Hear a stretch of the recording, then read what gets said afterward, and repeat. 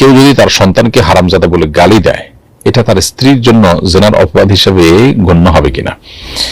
উত্তর হলো যে যদি কেউ এটা অর্থ বুঝে, মানে অবৈধ সন্তান তুমি এরকম অর্থ বুঝে এবং সেটা সিরিয়াসলি মিন করে বলেন, তাহলে তো এটা অবশ্যই স্ত্রীর চরিত্রের উপরে কালিমা লেপন হবে এবং এটা প্রমাণ করতে না পারলে ইসলামের দৃষ্টিকোণ থেকে দণ্ডবিধির আলোকে তিনি 80 বেত্রাঘাত শাস্তির উপযুক্ত হবেন। এর বাইরে তার শাস্তি তার সাক্ষ্য কখনো গ্রহণযোগ্য হবে না এবং সে আল্লাহর কাছে ফাসিক হিসেবে গণ্য হবে।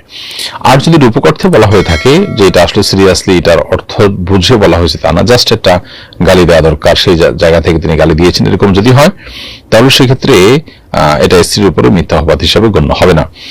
আর সাধারণত বাবা ছেলেকে এরকম যখন বলে রাগের মাথায়, তখন সেটা সিরিয়াস অর্থে, এটার অর্থ বুঝে তার জন্ম নিয়ে সন্দেহ করে প্রশ্ন তুলে তারপরে বলেছেন, এরকমটি হয় না।